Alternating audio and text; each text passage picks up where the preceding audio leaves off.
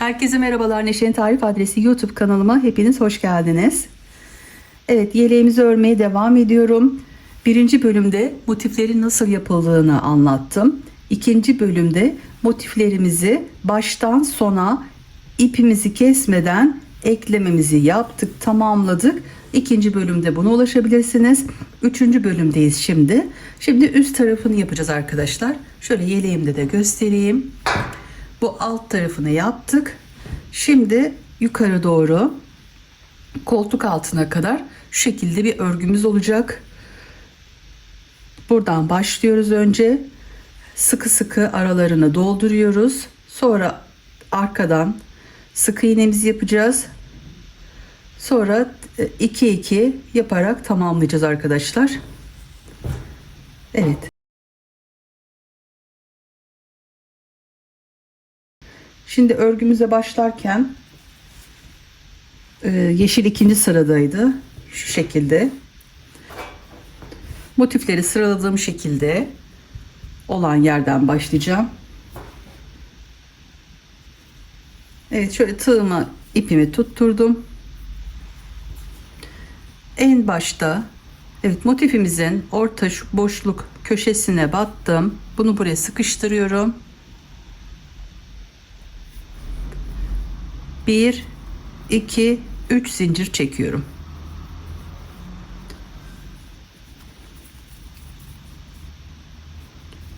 Başını bir kere doluyorum. Bu araya tekrar batıp 3'te çıkacağım.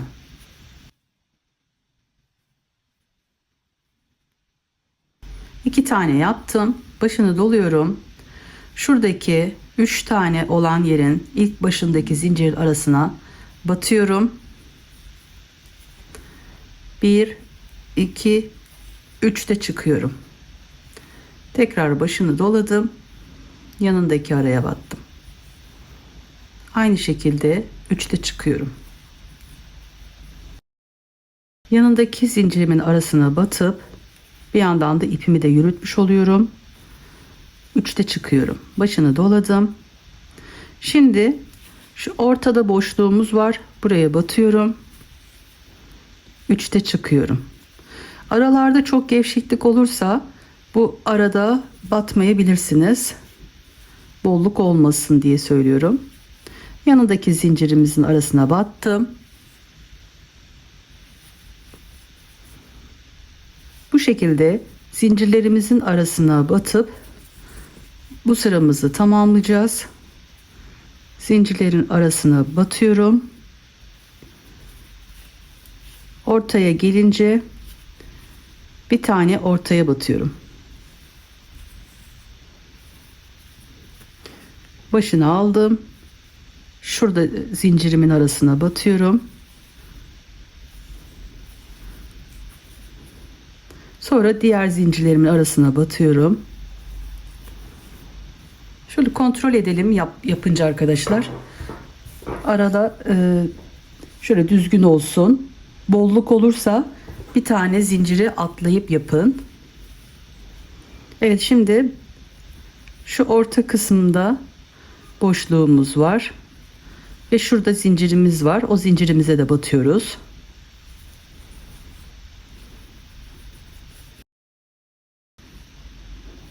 Diğer yanındaki zincirimin arasına battım. 3'te çıktım. Zincirimin arasına battım. Onun yanındaki. Şimdi buraya geldik. Şurası orta kısım. Burada şuradaki yapmış olduklarıma battım. Ortada bir tane boşluğumuz var. Oraya da batıyorum. Başını alıp yanındaki zincir arasına battım. Yanındakine.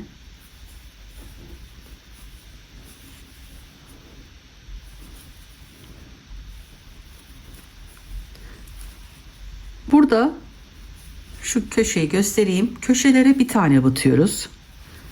Bir tane buraya. Başını bir tane aldım. Sonra şu ortada olan zincirimin arasına batıyorum. tekrar başına alıp bu köşemizin içine bir tane yapıyoruz. Şimdi köşelerde bir tane bu köşeye, bir tane tam şu ortasına ve bir tane de diğer köşenin içine battım. Başını aldım. Şu yanındaki zincirimin arasına battım. Onun yanındaki ve diğer yanındaki 3 tane zincirimiz arasına battık. Burada şu ortası var, orta boşluğumuz var. Oraya batıyoruz. Buraları bu şekilde kendimiz de ayarlayabiliriz. Bu ilk sıramda üçlü yapacağım. Sonra bu şekilde üçlü de çıkabilirsiniz. Ben diğer örgümde ikili çıktım. İkili trabzanlar yaptım. Arada böyle bakın, potluk olmasın. Potluk olursa ona göre yapın arkadaşlar.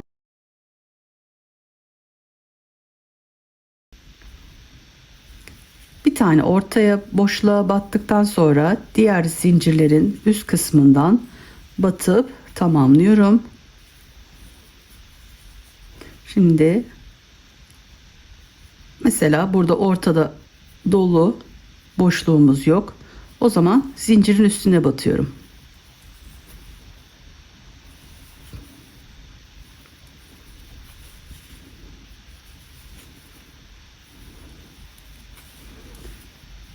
Şimdi şurada bakın bir açıklığımız var. Bu açık olan yere batıyorum. Sonra diğer zincirimin üst kısmına batıyorum. Potluk olmayacak şekilde böyle devam ediyoruz. Sona kadar yapıp geliyorum. Bu sıramı da tamamladım. Sonuna kadar geldim. Bu aralarda kaç yaptığımı soracak olursanız şuradaki köşenin içine bir tane battım. İçine doldurdum. Bir tane yapıyoruz ama. Sonra buradaki 3 tanenin zincirlerimin üstüne battım. Aradaki boşluğa bir tane battım. Bu 3 tanenin de üzerine zincirlerin arasına battım. Yine ortadaki boşluğa da battım. Sonra yanındakini de 3 tane battıktan sonra burada arada boşluğa batmadım. Şöyle göstereyim. Yanındaki şu 3 tane zincirlerin üst kısmına battım. Sonra arada boşluğa battım. Sonra şunların 3 tanenin üzerine 1, 2, 3 tane battım. Ortadaki köşeye bir tane, birleştirmiş olduğumuzun üstüne bir tane ve diğer köşemizin içine bir tane batıp aynı şekilde hepsini ben bu şekilde bu sırayı takip ederek yaptım. Yani burada şuradaki araya batıyoruz, buradakine batıyoruz ve şuradaki ortaya sadece bir tane yerde batmamış oldum. Diğer tarafta battım. Hani tam sayı isteyecek olursanız ben bu şekilde hepsini yaptım. Evet, şimdi şöyle başa geldik. Sonda da buradaki köşemizin içine 2 tane battım. 3'te çıktım, trabzan yaptım 2 tane. Bu 1, 2, 3'ü doldurduktan sonra bu köşemize bu tarafta da aynı şekilde yapmıştık. 3 zincir çekip yukarı çıktık ve içine bir tane doldurduk. 2 tane var yani. Burada da aynısı olması gerekiyor. Bir zincir çekiyorum ve artık geriye dönüyorum. Tersteyiz şu an. Burada hemen dip noktasına bakın, hemen bu çekmiş olduğum zincirin altındaki ilk zincirimin arasına batıp sık iğne yapıyorum. Onun yanındaki bu sıramızda sadece sık iğne yapıyoruz. Her araya yapmış olduğumuz bu üçlü trabzanların üst zincirlerin arasına hiçbirini atlamadan sık iğne yapıyoruz. Bu sırada da bu şekilde olacak. Evet. Sık iğne yapıp sona kadar gidiyorum. Sık iğneyi yaptım, tersten sonuna kadar geldim. Şimdi burada geri dönmeden önce 4 tane zincir çekiyorum ve geri dönüyorum. Tığın başını bir kere doluyorum. Dibine değil, onun yanındaki araya batıp 3'te çıkıyorum. 2 zincir çekiyorum, başını doluyorum bir kere. Yanındaki zincir boşluğumuza değil, onun yanındakini, aralarda bir tane atlayacağız. Önce birini, sonra ikisini, sonra ikisini çıkartıyorum. Tekrar başını doladım. Hemen yanındaki zincir arasına batıyorum ve 3'te çıkıyorum. 2 zincir, başını doladım. Bir tane zincir arasına atlayıp yanındakine aynı şekilde yapıyorum. Bu şekilde bu sıramızı tamamlayacağız. 2 zincirimizi çekeceğiz. Arada bir tane boşluk bırakacağız. Onun yanına 3'te çıkarak 2 tane böyle yan yana olacak. Sonra 2 zincir, başını doluyorum. Bir taneye atlıyorum. Yanındakine. Başını doladım. Hemen yanındakine. Şöyle göstereyim. Bu sıramızı bu şekilde yapıyoruz. Ben 3'te çıktım. Buradaki yeleğimde arkadaşlar 2'de çıktım. Artık size bırakıyorum. Bunu bu şekilde deneyeceğim. Sonunda ona göre siz de karar verirsiniz. Bu 2'de çıkılmış şekilde. Sonradan hafif üzerine ütü bastım. Bunu da bitmiş halini göreceksiniz. Ona göre karar verip yapın. Ben bu yeleğimde 3'te çıkarak trabzanlarımı yapıyorum. Bu sıramızı bu şekilde yapıyoruz. Evet, sıramı tamamladım. Buradan başladım. Sonuna kadar tamamladım. En sonda aynı baştaki gibi 2 tane bırakıyoruz. Burada bitiriyoruz. Evet, şimdi bir zincir çekiyorum. Bir zincirimi çekmişim. Hemen dibindeki boşluğa batıyorum. Sık iğnemi yapıyorum. Yanındaki zincire batıyorum. Sık iğne yapıyorum. Ortada 2 zincir çekmiştik. Buraya da 2 tane sık iğne yapıyoruz.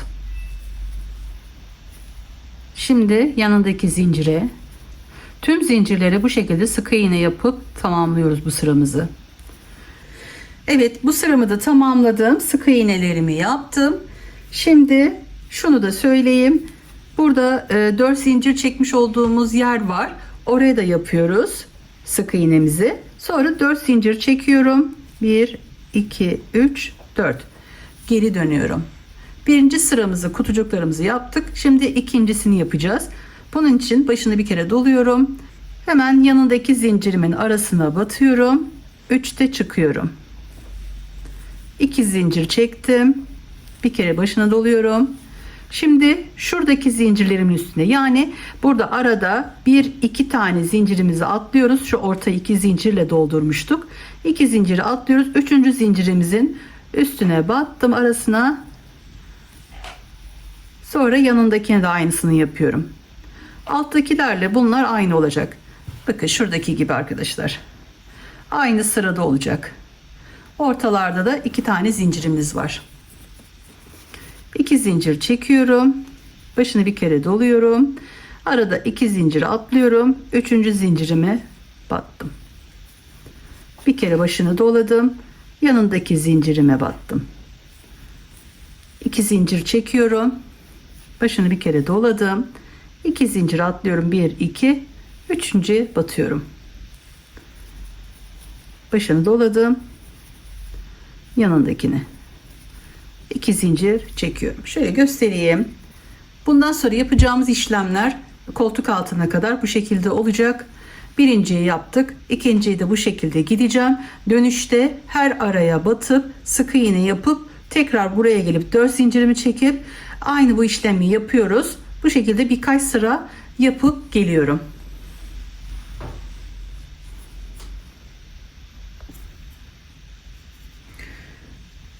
Evet arkadaşlar, şöyle kutucukları yaptım ben.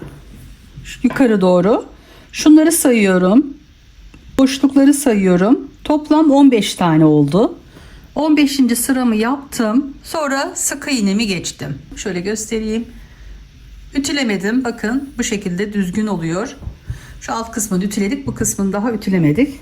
Şöyle ben size fikir olsun. Şuradan boyunu ölçüsünü vereyim. 45 santim etek ucundan yukarı kadar 45 santim oldu. 15 sıra yaptım. Şimdi artık biliyorsunuz hani önler ve arka bütün ördük şimdiye kadar. Artık bunu ayıracağız. Bu kısımlarından koltuk altı kısmını ayıracağız. Şimdi yeleğimi şöyle koyuyorum. Yön tarafına çevirdim. Şöyle katlıyorum yeleğimi.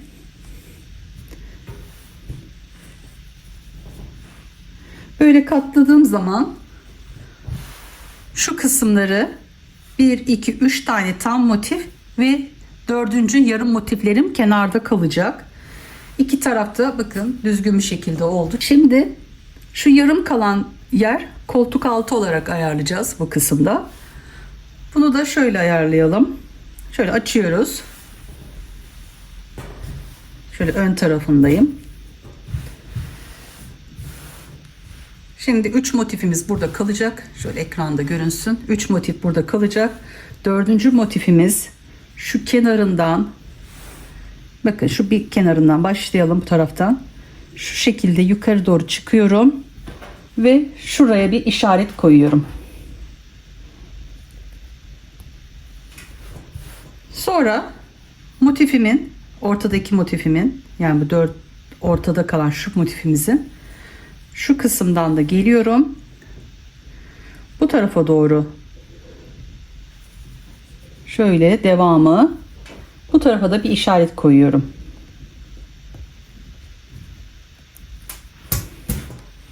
Aynı işlemi diğer tarafta da yapıyoruz.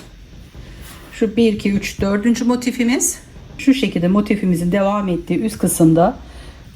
Bu kısımda arkadaşlar 21 tane kalıyor. Şöyle sayalım. 2, 4, 6, 8, 10, 12, 14, 16, 18, 20, 21 tane burada kaldı.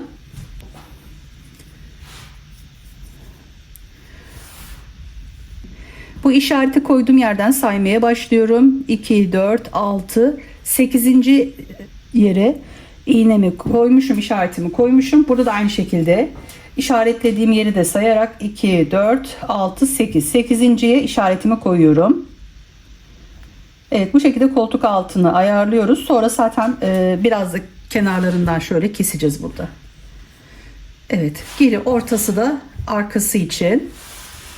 İşaretlerimizi koyduktan sonra hem koltuk altında hem kenarda, yani burada ve bu kısımda kenarda kesmelerimize başlayacağız. Hayırlısıyla başlayalım. Evet, işaretlerimizi koyduk. Şimdi artık yaka kesimini hem keseceğiz hem de koltuk altını aynı anda yapacağız. Tersten şöyle 4 zincir çekiyorum ve geri dönüyorum. Yanındaki başını bir kere dolayıp şu yanındaki zincirimizin üstüne batıyorum. 1, 2, 3'te çıkıyorum. Burada 2 zincir çekip buraya geçiyorduk. Şimdi bunu yapmayacağız. Direkt başını dolayıp burada 2 taneye batmadan 3. zincirimizin üstüne batıyoruz. Ve örüyoruz. Aynı şekilde yanına da yapıyorum. Sonra 2 zincir çekiyorum. Ve 2 tane zincir atlayıp yanındakine batıp bu şekilde kutucuklarımızı yapıyoruz. Evet. 2 zincir. 2 zincir atlayıp yanındakine battım. Evet. Şöyle aynı işlemi şu kısımlarda örüp şuraya geliyorum. Sona kadar geldim. İşaretlediğim iğnemi çıkartıyorum. 2 zincir çekip buraya batıyorduk. Şimdi burada da batmayacağız koltuk altında. 2 tane zincirimi atlıyorum. 3. zincirimin arasına battım. Başını aldıktan sonra tekrar aynı yere batıyorum, yanındakine. Aynı şuradaki gibi yapıyoruz. Bir zincir çekip geri dönüyorum. Bu sırada sık iğne yapacağız. İlk baştakine yapıyorduk. Şimdi ilk baştakine yapmayacağım. Hemen dibine batıyordum. Şimdi onun hemen yanındaki araya batıyorum. Onun yanındaki araya ve yanındaki araya. Sonra buraları da aynı şekilde iki içine, iki buradaki zincirlerimin üstüne sık iğne yapıp sonuna kadar gidiyoruz. Evet, sonuna kadar, şuraya kadar yapıp geliyorum. Evet, sonuna kadar sık iğneleri yaptım. En sonda şu 4 zincir çektiğimizin dibine batıyorduk. Burada batmıyorum arkadaşlar. Çok fazla sıkmayacak şekilde 4 zincirimi çektim ve geri döndüm. Başını bir kere doladım. Yanındaki zincirimin arasına batıyorum. 1, 2, 3'te çıktım. Şimdi başını bir kere doluyorum. Buradan şu bir taneyi kaybediyoruz ve şuradaki araya batacağız. Şuradaki zincirimizin arasına batıyorum. 1, 2, 3'te çıkıyorum ve yanına da aynı işlemi yapıyorum. 2 zincir, 1, 2 zincir atlıyoruz, üçüncüsüne batıyoruz. Aynı aşağılarda yaptığımız gibi sona kadar bu işlemi yapıp tamamlıyoruz bu sıramızda. Evet, koltuk altı kesimimize geldik. Bu kısmı komple dolduruyorum. Bakın şurada şöyle 1 ve 2 tane kalıyor. 2 zincir çekiyorduk burada. 2 zincir çekmeden başını bir kere doluyoruz. Şuradaki en sondakinin bir yanındaki araya batıyoruz, zincirimizin arasına. 3'te çıkıyoruz. Tekrar başını doladım ve yanındaki araya battım. Evet. Bu kısmı da bu şekilde tamamladıktan sonra bir zincir çekiyorum. Hemen dibine batmıyoruz. Buraya batıyorduk arkadaşlar. Buraya batmıyoruz. Yanındaki zincirimin arasına batıyorum. Onun yanına ve onun yanındaki zincir arasına battım. 3 tane. Sonra ortadaki boşluğumuza 2 tane. Evet, buraları da aynı aşağılarda yapmış olduğumuz gibi yapıp şuraya kadar tamamlıyorum. Evet, yaka kesimli olan yere geldim. Yine şu 4 zincir olan yerin dibine batmıyoruz arkadaşlar. Aşağıda da yapmadık, burada da yapmıyoruz. 1, 2, 3, 4 zincir çekip geri dönüyorum. Doladım. Yanındaki zincirimin arasına battım. 2 zincir çekiyorduk burada. Bunu yapmıyoruz. Bir kere doluyoruz. Şöyle göstereyim yakından. Burası değil, şu kısımdaki zincirimizin, üst zincirimizin üstüne batıp 3'te çıkıyoruz. Aynı şekilde yanında da yaptım. 2 zincir, 2 zincir atlayıp arasına atladım. Aynı aşağılarda yaptığımız gibi sona kadar, koltuk altına kadar tamamlıyoruz bu kısmı da. Koltuk altına geldim. Aynı diğer tarafta yapmış olduğumuz buradaki işlemin aynısı da burada uygulanmış oluyor. Burada 2 tane bu şekilde kaldı. Bu kısmı doldurdum. 2 tane zincirimin arasına. Başına 2 zincir çekip buraya batıyorduk. Bu işlemi yapmıyoruz. Bir kere başına doluyorum. Şu en uç noktamız, onun yanındaki zincirimin arasına battım. Sonra en dipteki zincirimin arasına battım. 3'te çıktım. Bakın burası böyle yan yana bu şekilde gidiyor. Bir zincir çekiyorum. Geri döndüğüm zaman hemen dibine batıyorduk. Bu işlemi yapmıyoruz. Şuradaki sayımız bir tane bu tarafa doğru gitsin. Çok açıklık olmasın diye. Sonra burada 3 tane zincirimin arasına battıktan sonra ortaya da aynı şekilde 2 sık iğnemi yaptım. Aynı şekilde aşağılarda yaptığımız gibi bu sıramızı da tamamlayıp şuraya geliyoruz. Evet, yaka kesiminin olduğu yere geldim. Burada 1, 2, 3 tane kesmiş olduk. Burada da aynı şekilde şu zincirimin şuradaki arasına batıyordum. Buna batmıyorum. 4 zincir çekiyorum ve geri dönüyorum. Bir kere doladım. Dibine değil, onun yanındaki zincir arasına battım. 3'te çıktım. 2 zincir çekiyorduk, çekmiyoruz. bir kere doladım. Şuraya üçüncü olan, yani 1 2 üçüncü olan araya, üstteki zincirimin arasına battım, 3'te çıktım. Tekrar yanındakine de aynısını yapıyorum. Sonra 2 zincir çekiyoruz. Yaka kesimini de böyle tamamladık. Şimdi koltuk altına kadar aynı işlemleri yapacağım. Evet, oraya kadar bir yapıp geleyim. Evet, koltuk altı kesimini arkadaşlar anlatıyorum. Yani yapılan işlemler hep aynı. Ama bazı arkadaşlarımız tam anlatmamı istiyorlar. Onlara yardımcı olabilmek için bunu yapıyorum. Evet. Şimdi buradaki şurada 3 tane kalıyor. Aynı başta yaptığımız gibi 3 tane de burada kalacak. Orada yapılan işlemin tersten yapılışı bu. Başını bir kere doluyorum. Evet, şuradaki zincirin arasına batıyorum. 3'te çıktım. Tekrar başını doladım. Yanındaki zincirimin arasına battım. Ve bir zincir çektim. Artık buradaki koltuk altı kesimimiz 4 tane ile tamamlıyoruz. 1, 2, 3, 4. Artık bundan sonra kesmeyeceğiz. Evet, bu şekilde bu kısım olacak. Yaka kesimimizi şöyle bir yatırayım. Yaka kesimimizi buradan böyle yapıyorum. Koltuk altını da buradan kesmiş oldum. Artık burayı düz devam edeceğim. Bu kısmı da arkadaşlar aynı şekilde yapacağım. Şu yeleğimi de göstereyim. Şöyle üstünde. Bakın şöyle koltuk altı. Şu da kesim olan yer. Bu kısımda yakamızın olduğu yer. Yaka kesimi. Koltuk altı kesimi. Burada artık düz bir şekilde devam ediyoruz. Burada da arkadaşlar şu arada 10 tane kalacak. Şu kısımda. Şu kutucukların içlerini sayalım. 1, 2, 3, 4, 5, 6, 7, 8, 9, 10. 10 tane kalacak şekilde yaka kesimimize devam edeceğiz. Sonra artık düz bir şekilde şu kısımdan, şuradan başlayıp şu kısmı saydığımız zaman kutucuklarımızı 19 veya 20, o bitince tekrar size sayı vereceğim. Oraya kadar yapıp bu işlemleri yapıp bu tarafını tamamlıyoruz. Giydiğimiz zaman şöyle sağ tarafının yaka kesimi ve koltuk altı kesimini yaptım.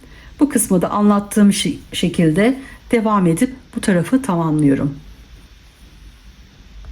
Evet, yeleğimizin sağ tarafını tamamladım.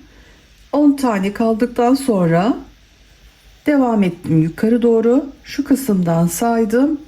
20 sıra yapın arkadaşlar. Ben 20 sıra olarak yapıp ipimi şöyle birazcık burada bıraktım, kopardım. Bu şekilde. Şimdi diğer tarafını anlatacağım. Bunun için şöyle birazcık uzun bırakıyorum. Sonra iğneyle aradan yürüteceğim. Evet, ipimi sabitledim. İşaretli olan yerden başlıyoruz.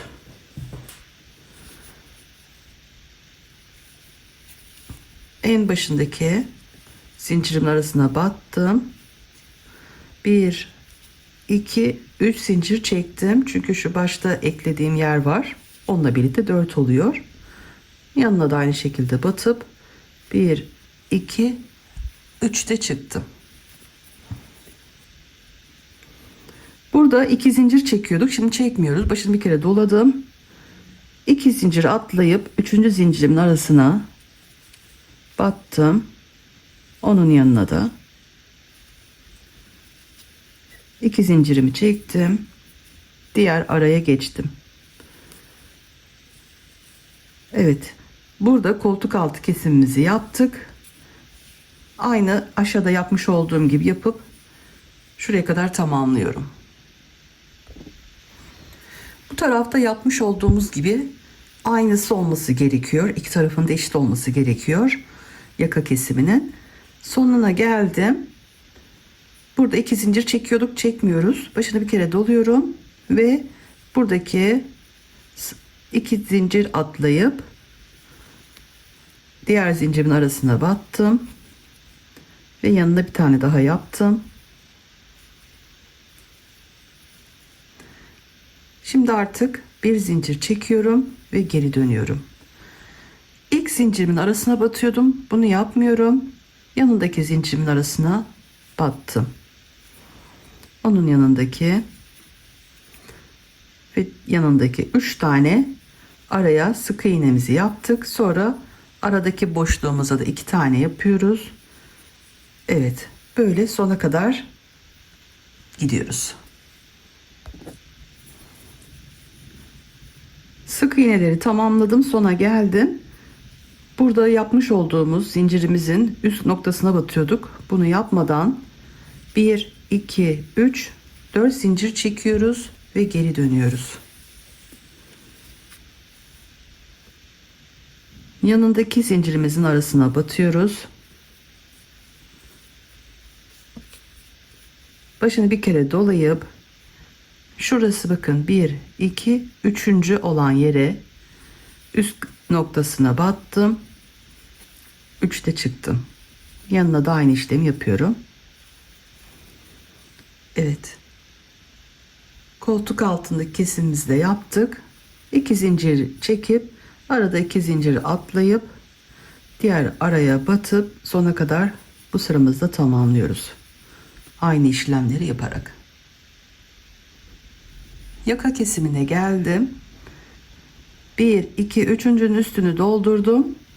Başını bir kere doladıktan sonra şu en uç noktasının bir önündeki zincirimin arasına batıyorum. 3'te çıkıyorum. Ve yanındaki araya da batıp bu sıramızda tamamlıyoruz. Bir zincir çekip geriye dönüyorum. İlk zincirimizin arasına batıyorduk. Burada batmıyoruz. Yanındaki zincirimizin arasına batıp sonuna kadar her araya batıp sık iğnemizi tamamlıyoruz. Aşağılarda yapmış olduğumuz işlemi yapıyoruz.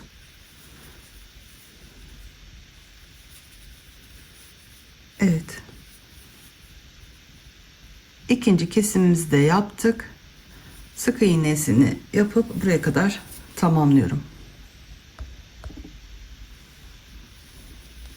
Evet, koltuk altına geldim. Sık iğneleri tamamladım. 1 2 3 4 zincir çektim. Aslında yapılan işlemler hep aynı ama yani bazen şöyle yapın dediğim zaman arkadaşlarım zorlanabiliyorlar. Onlar için anlatıyorum. Siz hani biliyorsanız zaten hani devam edebilirsiniz. Evet, yanına battım, başını bir kere doladım. Burada 2 zincir çekmeden şuradakine göre yani dikkatli bir şekilde hani ayrıntılı bir şekilde anlatıyorum. 1 2 3. aranın üst tarafına batıyorum. Evet, herkes yapabilsin diye. Şimdiye kadar bütün yeleklerimde sol ve sağ tarafını anlattım. Sadece bir tane yeleğimde anlatmamıştım. Midye kabuğu olan yeleğimde. Onda da ne yapmamız gerektiğini diğer tarafını yaparken küçük bir ayrıntısı var. Onu da o şekilde yapıp diğer tarafını da tamamlayabilirsiniz. Zaten bakıp yapamazsanız nasıl denk düşüyorsa o şekilde ayarlayın. Evet, bu sıramızı da böyle tamamlayıp sona kadar gidiyorum. Yaka kesiminin olduğu yere geldim. 2 sefer kestik. Şimdi üçüncüsünü keseceğiz. 1 2 üçüncünün üst kısmını doldurdum. 2 zincir çekmiyoruz. Başını bir kere dolayıp şu sondaki en sona batacağımızın bir önündeki zincirimizin arasına batıyoruz. Başını bir kere daha dolayıp yanındakini de battıktan sonra bu sıramızı da tamamlamış oluyoruz ve bir zincir çekiyorum. Evet, buradaki yaka kesimimizi de tamamladık. Şimdi ilk zincirimizin altına batmıyoruz. Onun yanındaki bir tane de bu şekilde buradan kaydırmış oluyoruz. Evet, sona kadar sık iğnemi yapıyorum. Koltuk altında 4 sefer kesim yapıyoruz. 1 2 3.'yü yaptım. Evet, yine şuradaki zincirin arasına batmıyorum. En son 1 2 3 4 zincir çekip geri dönüyorum. Artık son yere yapıyoruz kesimimizi. Başını bir kere doluyorum. 1 2 üçüncünün üstündeki zincir arasına batıp 3'te çıkıyorum. Evet, böylelikle koltuk altı kesimimizi tamamlamış oluyoruz. 1 2 3 4 tane oldu. Bundan sonra artık düz bir şekilde devam edeceğiz. Evet, sona kadar bu sıramızı da tamamlayalım. Evet, yaka kesimine geldim. Yine aynısı. Bu kısmı doldurduktan sonra 1 2 üçüncünün üst noktasını zincirlerimin arasını doldurduktan sonra başını bir kere doluyorum. En son zincirimizin şurada bir tane ara var. Onun bir öncesine arasına batıyorum. Yanına bir tane daha zincirimiz var. Onun da arasına battım. 3'te çıktım. Böyle 1 2 3 4 olarak burayı tamamladık. Bir zincir çekip dibine batmıyoruz. Onun yanındakine. Evet. Şöyle bir göstereyim. Evet. 4 tane 1 2 3 4 tane koltuk altı kesimimizi yaptık. Buradan da aynı şekilde, yani buraya yaparken buradan da kesimimize başladık. Bu kısmı da tamamladım. Şimdi artık burayı düz şekilde devam edeceğiz. Diğer tarafı yapmış olduğumuz gibi. Sonra aynı buradaki işlemleri yapıyoruz arkadaşlar. Burada 10 tane kalana kadar, şurada bakın 1 2 3 4 tane yaptım. Sonra şuradan buraya tutturuyoruz. Şu kısımda 10 tane kaldıktan sonra yukarı doğru örüyorum. Evet, buradan başlayınca şu kısımda 12 tane kalıyor. 12 sıra yapıyoruz. Bunu şu koltuk altı kısmını yaptıktan sonra bir potluk bir şey olursa orada da anlatacağım. Size şunu tavsiye ediyorum. Şimdi ben bu kısımları anlatıyorum ama büyük gelir, bir sıkıntı olur, bir şey olursa videomun sonunda da hani şurada şöyle yapın, burada böyle yapın diyorum. O yüzden önce videolarımı atlamadan izlemenizi tavsiye ederim. Sonra sıkıntı yaşamayın, sökmek zorunda kalmayın, emekleriniz boşa gitmesin. O yüzden tüm püf noktalarıyla, ayrıntılarıyla yeleklerimin sonunda da ölçüsünü, ne yapmanız gerektiğini paylaşıyorum. Evet, şimdi arkadaşlar bu kısmı da göstereyim. Çünkü şuradaki sayılarımızla aynı olması gerekiyor. 1 2 3 4 tane yaptıktan sonra bakın yukarı doğru çıktım. Arada bir tane atlıyorum. Şu arada çok genişlik olmasın diye. Şuradaki araya batacağız çünkü. 1 2 üçüncünün üstüne batacağız. Onun için bir kere başını doladıktan sonra yanına değil de onun yanındakine batalım. Arada çok büyük bir kutucuk olmasın. Sonra 2 zincirimizi çekelim. Ve buradaki zincirimizin arasına batalım. Onun yanına da battım. 3'te çıktım. Evet, burası daha iyi oldu bu şekilde. Bununla aynı olması gerekiyor. Burada anlatmamıştım. Bu kısımda anlattım arkadaşlar. Siz bu tarafı yaparken zaten burada nasıl yaptıysanız ona göre yapın. Evet. Sonuna kadar bu şekilde yapıyoruz. Artık bir dahakinde şuraya da batacağız. Burayı tamamlamış oluyoruz. Şöyle sonuna kadar tamamladım. Şunu da söylemek istiyorum. Şimdi koltuk altını bitirdikten sonraki üst tarafını yaptıktan sonra arkadaşlar şuradaki kutucuklar aynı olsun. Bunları sayıyoruz. Toplam 13 tane. Burada da aynı şekilde 13 tane olması gerekiyor. Yani burada yanlış yapıp yapmadığınızda böyle anlarsınız. Çünkü iki tarafı da eşit olsun ki yukarı doğru aynı şekilde devam etsin. Evet, bu tarafı tamamladım. Aynı bu kısımla bir oldu kesimlerim. Şimdi artık şurada 10 tane 13 tane şu an 10 tane kalınca düz devam edeceğim. Şu kısımla aynı olacak. Burayı da artık düz bir şekilde devam ediyoruz. Şu son üst noktasına da batıyoruz burada artık. Evet, bu şekilde 20 sıramı tamamlıyorum. Evet, ipimi de şöyle birazcık bıraktım. Kopardım ipimi. Tamamladım. Bu taraf ve bu tarafın eşit olması gerekiyor. Bakın şöyle üst üste koyduğum zaman, şuradan başladığımız zaman, şu kesim bittikten sonra şuradaki sayımızla buradaki sayımız aynı. Bu kontrolleri de yapın arkadaşlar. Sonra sıkıntı olmasın. Bakın bu şekilde iki tarafında kesimini tamamladım. Şimdi tek arkası kaldı. Arkasını sıkı iğne gittiğimiz için yine yön tarafta olacağız. Şu tarafta şöyle, terste olmayacağız. Çünkü sık iğnemizi yapmışız. Arkada sadece sık iğne yapıyoruz. Buradan başlayacağız. Evet, ipimi şöyle sabitliyorum.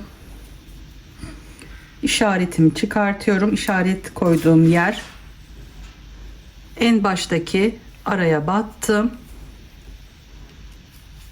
1 2 3. Bir de şu tutturduğum yerle 4 olarak sayıyorum. Başını doladım. Yanındaki zincirin arasına battım. 1 2 3'te çıktım. 2 zincir çekiyorduk. Burada çekmiyoruz. Bir kere başını dolayıp 2 zincir atlayıp 3. yani şuradaki tam üst kısmı oluyor. Buraya bu şekilde dolduruyoruz. 2 zincir çekiyorum. 2 zincir atlayıp 3. zincirimin arasına battım. Yanına da. Evet. Aynı aşağılarda yaptığımız gibi işaret koyduğum yerden şuraya bir öncesine, şuraya kadar yapıp geliyorum. İşaretlediğim yere kadar geldim. Bir öncesine şu işaretimizi de çıkartıyoruz. Burada 2 zincir çekiyorduk. Çekmeden başını bir kere doluyoruz. Ve 3. zincirimizin arasına battım. Yanına da aynı şekilde. Evet. Bu şekilde arkada kesimimizi yaptık. Koltuk altı kesimini. Bir zincir çekiyorum. Geriye dönüyorum. Dibine değil, onun yanındaki aynı önlerde yaptığımız gibi yapıyoruz. 3 tanesinin arasına sık iğnemi yaptım. Sonra ortaya da 2 tane. Sonra diğer tüm zincirlerimin arasına sık iğne yapıp sona kadar gidiyorum. Sona geldim. Sonda şurada 2 tane var. Bir tanesinin arasından sık iğnemi yapıyorum. Buraya yapmıyoruz. 1 2 3 4 zincir çekip geri döndüm. Aynı şekilde burada da kesmemizi yapacağız. Bir kere doladım. Yanındaki zincirimin arasına batıp 1 2 3'te çıkıyorum. Bir kere başını doladım. Buradaki zincirimizin üst noktasına battım. 3'te çıktım. Yanına da aynı şekilde.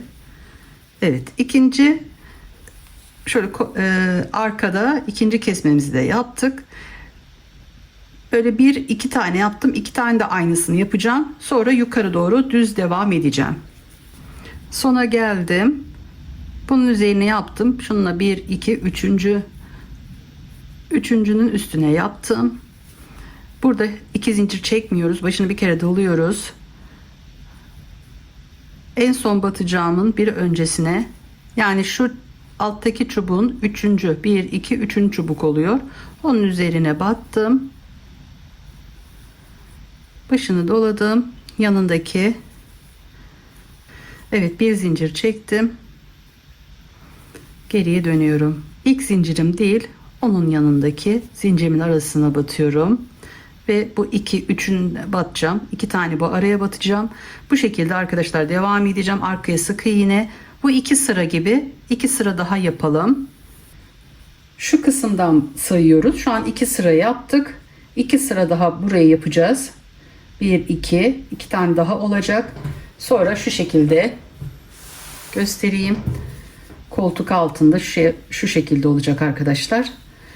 Sonra yukarı doğru 19 sıra yapacağım. 20. sırada sadece şu önlerle birleştireceğim kadar sağda ve solda, burada ve bu kısımda yaptıktan sonra ense kısmını yapmayacağım. Evet, bu şekilde arkayı da tamamlayacağım arkadaşlar. Önleri yaptığım sayı kadar arkayı da yaptım. Şu kısımdan başladım saymaya. Yukarı doğru 19. sırayı tamamladıktan sonra 20. sıramda sadece şu önleri birleştireceğim yer kadar, yani 10 kutucuk sadece yaptım. Sonra şurada bu tarafa da aynı şekilde yapacağım. Bunu yapmadan önce birleştirme yapmamız gerekiyor. Birleştirmeden önce şöyle bir ütümü yapmam gerekiyor. Buhar vermeden ütü yapacağım. Yine aynı şekilde ütü bezimizi ıslatıyoruz.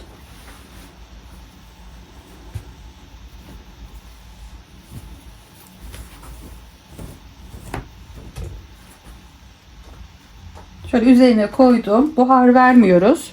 Şu alt kısmından yukarı doğru ütülüyorum. Sonra yan bir şekilde.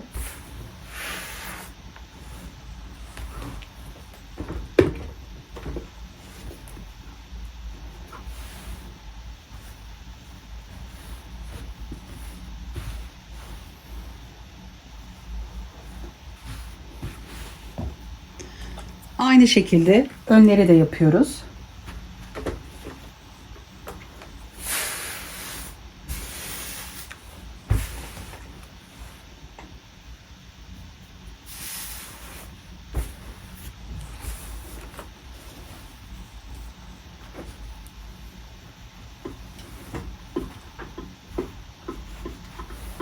Evet, bu tarafı da aynı şekilde yapalım.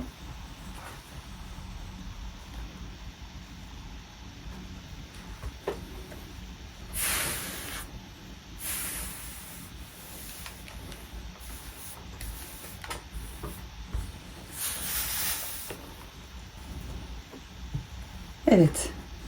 Alt kısmı motiflerin olduğu yeri ütülemiştik. Orayı ellemiyoruz. Evet, yapacağımız ütü bu şekilde. Bu kadar. Yeleğimizin önler ve arkaları tamamladım. Evet, şu kısımdan sayarak yukarı doğru 19 sıra yaptım. 20. sıramda sadece bir tarafını, şu içinde 1, 2, 3, 4, 5, 6, 7, 8, 9, 10 kutucuk olacak şekilde ördüm. Burada örmeyi bıraktım. Çünkü artık bu kısımda ön tarafı da tığla eklemesini yapacağım. Sonra diğer tarafı yapacağım. Evet, şimdi ön taraftayım. Bunun bu şekilde ön tarafta kalacak. Şu şekilde tersine çeviriyorum. Buradan buraya eklememizi yapacağız. Şu kısımları. Evet, bu tarafında şöyle 10 şu kutucukları sayıyoruz. 1, 2, 3, 4, 5, 6, 7, 8, 9, 10. 10 kutucuk yaptım. Evet, şimdi burada ipimizi kesiyoruz. İleri doğru gitmiyoruz.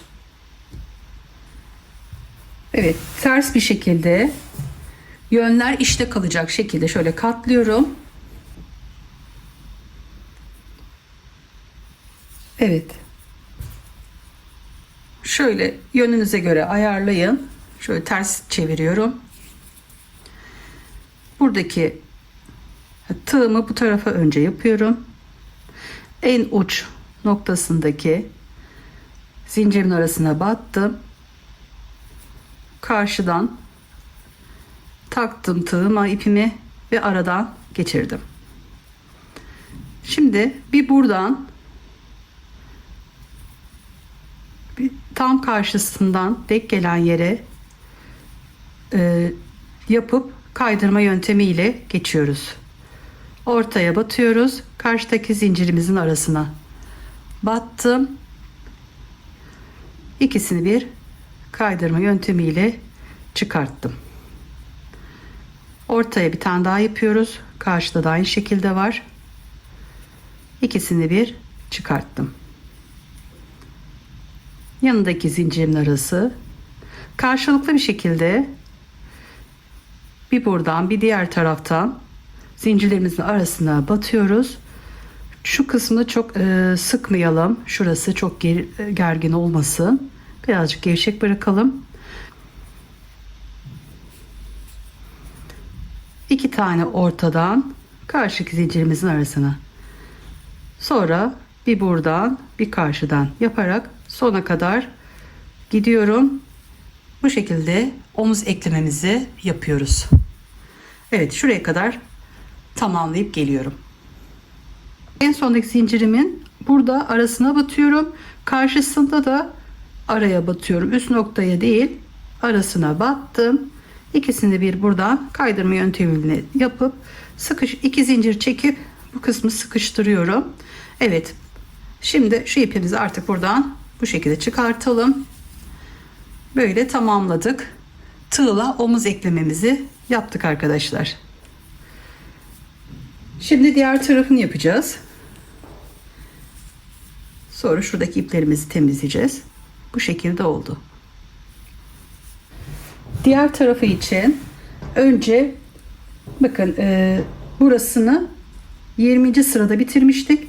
Arkayı 19. sırada bıraktım. 20. sıramızı sadece 10 tanesini dolduruyoruz. Burada yaptığım işlemi yapıyorum.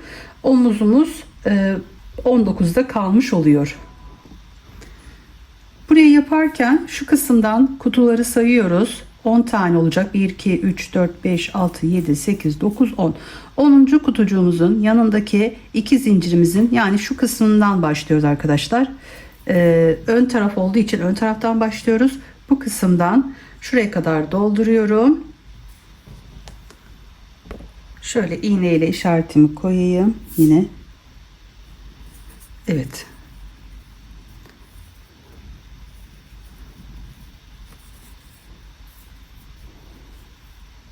Burayı tutturuyorum. İyice şöyle sıkıştırıp 1, 2, 3 zincir çekiyorum. Çünkü alttaki tutturduğumla birlikte oluyor. Başını dolayıp yanına 1, 2, 3 de çıkıyorum. Sonra burada 2 zincir çekip sonuna kadar gidiyorum. Evet, bu sıramı da yaptım. Şu kutucukları sayarak 10 tane yaptım. 2 zincirimi çektim. Burada ipimi kesiyorum.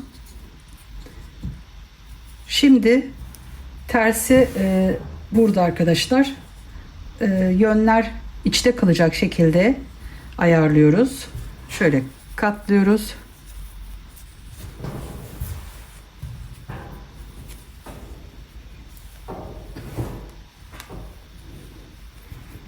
Evet, yönler içte kalacak şekilde ayarladım. Şimdi omuz eklemesini yapacağım. Şu zincirin arasından geçirdim. Bunu da ipimin arasından geçirip bu kısımda burayı birleştirme yapıyorum. Bir zincir çektim. Sonra yanındaki zincirimin arasına batıyorum. Şu ipimi sonra yürüteceğim. Çünkü bu arasından kaydırma yöntemi yaptığımız için ipimiz yürümez. Karşıdan da zincirin arasından çıktım ve burada ikisini bir çıkarttım. Ortaya geldim. Bir buradan karşıdaki zincirimin arasından ikisini bir kaydırma yöntemiyle çıktım. Buradan aradan ve karşıdan. Evet, diğer tarafı yapmış olduğumuz gibi bu kısmı da omuz eklememizi yapalım. Omuz eklemelerimizi yaptık. Bu şekilde oldu. İki tarafı da tamamladık. Yaka kesimimiz ve omuzlarımız, koltuk altı tamamladık. Evet. Şimdi bu ters tarafı yön tarafına çeviriyoruz. Yeleğimizi kenarlarında eklemeyi olmuyor. Tabii ki bütün gittiği için sadece şu kısımda omuz eklemesini yapmış olduk. Evet, yeleğimizin ön tarafına çevirdim. Oyasını, tığlamasını yapmadan önce şöyle bütün etrafından ikide çıkıp tamamlayacağız. Burayı şöyle sabitledim. 1, 2, 3 zincir çektim. Bir yandan da şu ipimi de yürüteceğim. Başını dolayıp yanındaki zincir arasına batıp 2'de çıkıyorum. Tekrar başına doluyorum. Şimdi şurada zincirim var yanında. Oraya battım. Çok fazla sıkmadan 2'de çıktım. Onun yanında zincirimin arasına batıyorum. Bu şekilde bu sıralarımızı tamamlayacağız.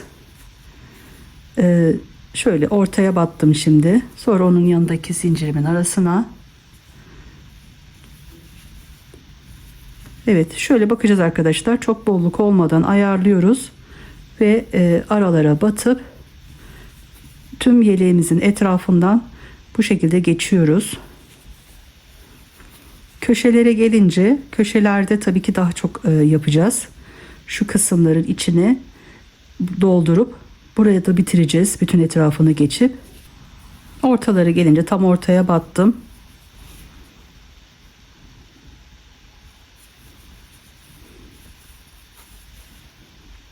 Sonra zincirlerimin üzerine batıp kenarına yapıyorum. Şu ortaya köşeye geldik. Köşelerimizin olan yere. Buraya 2 tane yapalım. 2 tane yaptım. Sonra şu köşe orta kısma battım. 2 tane de buradaki köşemin içine. Evet, 2'de çıktım. Trabzanımı yaptım ve yanındaki zincirimin arasına battım. Onun yanındaki. Sonra yanındakini de battıktan sonra şurada ortada bir boşluğumuz var. Orta kısma batıp burayı da doldurduktan sonra yanındaki çok bolluk olursa şu orta kısma batıp burada 2 tane yapabiliriz. Şu şekilde bakın arkadaşlar, çok bolluk olmasın. Arada böyle 2 yapın. Ortalara batıyoruz ve yanındakine. Evet, köşeleri dediğim gibi yapın. 2 bir tarafa, ortaya bir tane, diğer köşede 2 tane yapıp köşeleri tamamlayın. Sonra bu kısımlara arada 2, arada 3 şeklinde, arada şöyle kontrol ederek şöyle yapın. Çok böyle bolluk olmasın. Buradan başladık. Bu şekilde komple bu köşeye gelene kadar yapıyoruz. Bu köşeleri de şurada yeleğimde göstereyim. Burada 1, 2, 3, 4 tane doldurmuşum. Köşelere gelince 4 tane dolduralım. Evet, bütün etrafından şu kısımları da ayarlayın. Ben burada içlerini 4 tane doldurmuşum. Şuradaki alttaki genişliğe göre ayarlayın arkadaşlar. Tüm etrafından geçiyoruz. Buradan da köşeden şöyle geçip bir sıra altta bıraktığımız yerle şu şekilde dönüyoruz. Evet, kenarlarını yaptım. Tekrar başlamış olduğum noktaya geldim. Evet, bu şekilde arkadaşlar tüm kenarlarından geçtim. Ve aşağıya doğru döndüm. Sonra etek ucundan başladım. İlk noktaya geldim. Kenar tığlamasını yapmadan önce bir deneyelim. Şu koltuk altında bir bakalım arkadaşlar. Hani potluk olabiliyor bazen. Hep her zaman söylüyorum yani bu kenar tığlamasını yaparken önce bir yeleği deneyin diye. Evet, şimdi kenar tığlamasını anlatayım arkadaşlar. Ben şu şekilde bir kenar tığlaması yaptım. Öncelikle zincir arasına bir batıyoruz. Yani ipimizi koparmadan bu kenarı tamamladık. Şu kısma kaydırma yöntemiyle buraya battım. Sonra bir zincir çektim. Başını bir kere doladım. 1, 2, 3. zincirimin arasına battım. Ve önce 1, sonra 2 ve sonra 3. Yani üçlü trabzan yaptım. Sonra yanına tekrar aynı ve tekrar aynı yere batıp 3 tane yaptım. İsterseniz bunu her aralarda zincir çekip de yapabilirsiniz. Sonra 2 zincir çektim. Başını bir defa dolayıp yine aynı araya battım. 1, 2, 3'te çıktım. Tekrar 1, 2 3. Bir kere başına doladım. 1 2 3 de çıktım. Arada 1 2 üçüncü zincirimin arasına battım ve buradan çıktım. Bir zincir çektim. Başını bir kere doluyorum. 1 2 üçüncü zincirimin arasına. Bu aralıkları da ayarlayın dar genişliğine göre. Yani şunlar güzel dursun. Evet, birinciyi yaptım. Başını doladım. Aynı yere tekrar battım. 3'te çıktım. 3'te çıkıyoruz. 2 zincir çekiyoruz.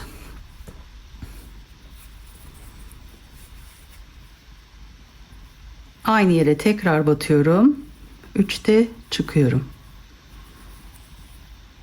2 3 tane yaptım. 1 2 üçüncü zincirimin arasına battım ve bir zincir çektim. Evet, bu şekilde kenar tığlamamızı yapıyoruz. Başını bir kere doluyorum. İsterseniz 1 2 3, evet, buraya batıp 2'de de çıkabilirsiniz. Ben 3'te çıktım. Bunu bir zincir çekip yanına da batabilirsiniz. Aralarda bir zincir çekerek bu işlemi de yapabilirsiniz. Ben bunu bu şekilde başladım. 3 tane burayı doldurdum. 2 zincir. Tekrar aynı yere battım. Ve 3'te çıktım. Evet, 3 burada. 2 zincir. 3 de yanında.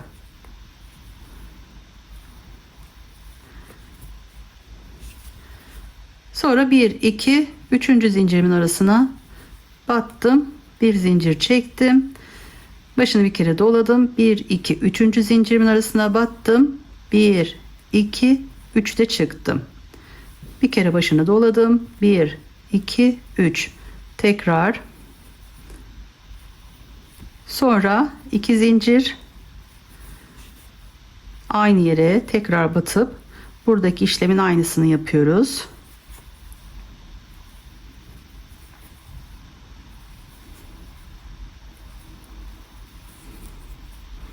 Sonra 1 2 üçüncü zincirimin arasına batıp bir zincir çektim.